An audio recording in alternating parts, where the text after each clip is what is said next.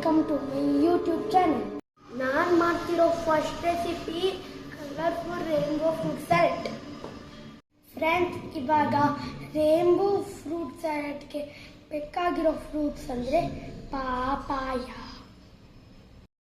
Next blueberries, ಮತ್ತೆ pineapple and grapes, next pomegranate, next banana.